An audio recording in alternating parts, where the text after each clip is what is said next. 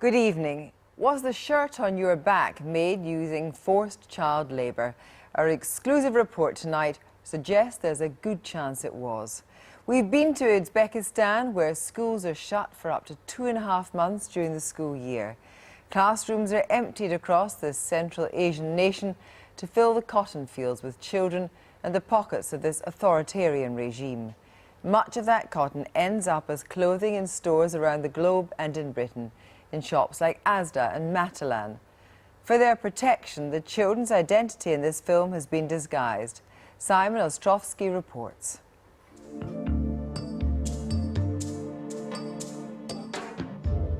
I wonder what people would think if they knew where the cotton in their clothes came from.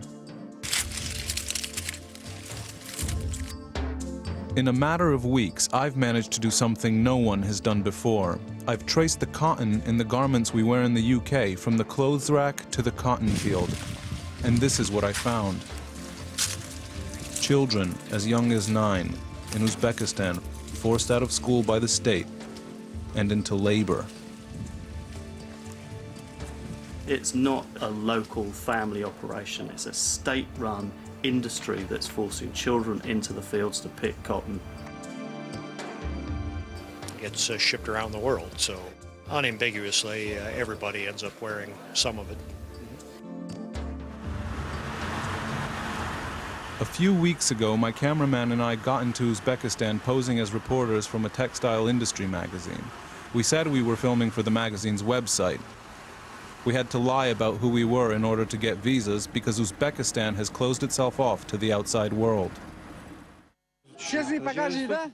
2 years ago, President Islam Karimov's regime put an end to street protests in the city of Andijan by killing hundreds of demonstrators. Scores of dissidents and journalists were thrown in jail, and since then, the BBC has been denied permission to operate there. According to Human Rights Watch, Uzbekistan's government is one of the most repressive regimes to have emerged from the breakup of the Soviet Union. It's alleged that torture in police custody is widespread, and human rights groups have reported that at least one opponent of the regime has been boiled alive. There's a bit of fanfare, it seems, before the opening of the cotton fair in this expo center. They've got a full military band. I had to be very careful about the questions I asked about cotton because the industry brings the country's elite most of their revenues. And I was about to slip into their premier money-making event, claiming I was somebody I was not. Uzbekistan is the second largest exporter of cotton in the world, so it's no surprise that buyers from around the globe come here to the Cotton Conference year after year. They're here to court the only authorized seller of the commodity in this country, the Uzbek government. Cotton merchants, mainly Western companies, make deals worth $1 billion a year with the government, despite the fact that human rights groups have reported that forced child labor is widespread.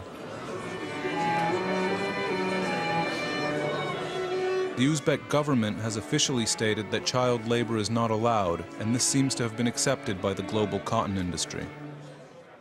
Uzbekistan is reporting that cotton is purchased from farmers on world prices, and that child labor and other forms of labor abuse are outlawed in Uzbekistan. This ran counter to everything I had heard about the industry here. I wanted to press the speaker further. Terry Townsend is the director of a global body based in Washington that advises governments, including the UK's, on cotton issues. Uzbekistan took a proactive approach to this issue. Can't remember exactly what year. I think it was in 2001 or 2002. A law was passed here which set out guidelines. Now, children still work with their parents in farms, but make sure that the hours are kept during the daytime, but do not conflict with school. Working conditions have to be appropriate, and just in general making sure that there were no abuses of children taking place in the cotton industry here. So the situation here isn't worse than in other countries? Can we turn that off for a minute?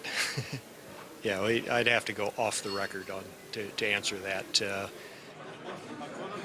Townsend didn't want to go into detail on camera, but there were plenty of Western business people who were happy to tell us how much cotton they buy each year. None of them had met a grower or mentioned the problem with child labor. They all said they dealt only with the government. Well, I think we are one of the biggest off-taker of Uzbek cotton. You know, we're handling between 130 to 150,000 tons. Last year we bought something about 100,000 tons. How much do you usually buy here yearly? The furs, probably only maybe about 5,000 tons as a contract with the government. But obviously later in the season there's opportunity to buy from other people who've already bought from the government. But maybe 10, 15,000 tons over a whole season. Plexus Cotton is based in Liverpool and has an office in Uzbekistan. I think there's very few places left in the world where you can buy a large volume in any one go. Do you think the cotton that's purchased here by Plexus ends up in a lot of the clothing that you and I buy in High Street in England, in the UK? Yeah, definitely so. There was other evidence that Western companies were making clothing in Uzbekistan out of Uzbek cotton. Amongst the brand names, we saw this hoodie from Topman. So this is made in, made in Uzbekistan. We've done a few interviews, and it seems like some of the organizers are kind of worried. They're asking me a few questions about the textile magazine that I claim to be representing. Even more worrying is that a woman seems to have recognized me. She's been in London and she knows a BBC reporter that I know. I told her it wasn't me and she was mistaken, and she seems to have believed me. Hopefully my cover's not blown. That entire thing is cotton. During the 3 days of the conference, the government showcased the various stages of the cotton industry, from storage to processing. But the one thing that was absent from the guided tour was how the cotton was picked, even though we were there during the harvest. They've classified this as Birinci Oli. What does that mean? That's first grade, so that is top quality, which is equal to anything in the world. I mean, Phil Hesketh has spent over a decade working in Uzbekistan and set up the government's quality control lab. I was hoping his Uzbek colleagues could help me find out more about the cotton pickers. How much does this bit of cotton cost if you're going to sell it? This bit? Yeah. I don't know. Well, you're looking about 68 cents a pound. Okay. Now, how much is the cotton picker going to get out of that? God knows. How much is a farmer going to get? How much for somebody to pick cotton? How much? Собираем хлопок. You mean the crop, the size of crop? When somebody picks cotton, how much do they get? That's a bit of a political question. Is it? Daily. Yeah, okay. The officials told me the cotton pickers get 3.5 pence per kilo.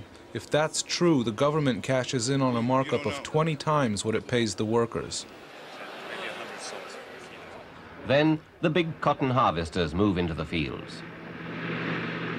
In Soviet times, the drive to modernize industry meant that much of the Uzbek cotton was gathered by machine. And the cotton balls are quickly and efficiently sucked off the plants.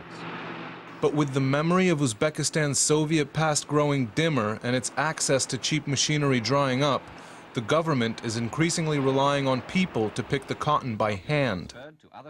A number of merchants told me over 90% of the cotton is hand-picked. We're cutting the guided tour short. We want to go into the countryside to see what's really going on.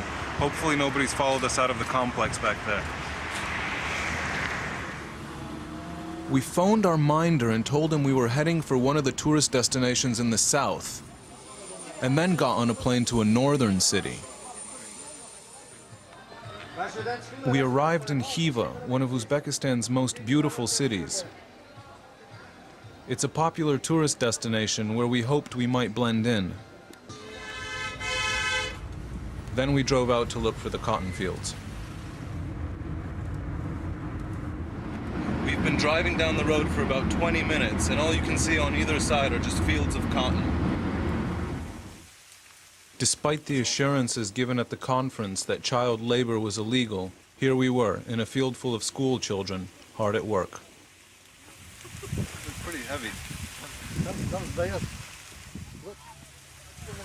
Everybody's pretty curious about us being here.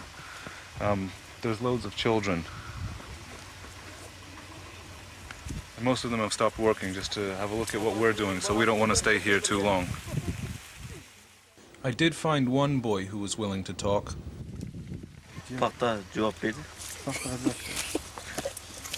Mektep yok mu? Var. Kaçan mektebe parasılar? Patlatan var. Yıldan kaç yıldan başlayıp duruyor? Evet. Neçə gratisler gün? Günde 60, 70. One of the boys told me he was getting paid just 2 pence per kilo. That's 40% less than what officials in the capital told me cotton pickers were supposed to be paid. Down the road, I met this 9-year-old girl. She told me she'd been picking cotton since 8 in the morning and would only return home at sunset. She gets a brief break for lunch. Human rights groups estimate some 450,000 children like her are shut out of schools and working in the cotton fields of Uzbekistan every harvest. For this little girl, picking cotton under the scorching sun didn't seem unusual.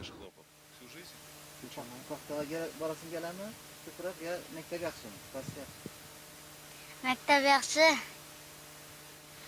Cevap verip sana terib biriydim. They're being denied their education, they're being put into a situation where they're forced to work. It can be back-breaking work. They're not fed properly, they're not looked after, there's no health and safety. They're in fields where, for example, pesticides are being used. This is a big problem for these kids. Kızlar, neçə mektebe barmıyorsunuz hazır?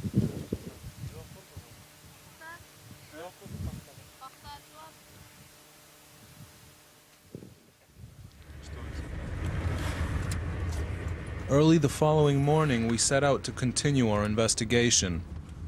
I went into this school. Although it was a weekday, it was empty of students. We were told everyone had been sent to pick cotton. Then we saw something we were told happens in schools across the country with every harvest. Police marshalling hundreds of children onto buses bound for the cotton fields.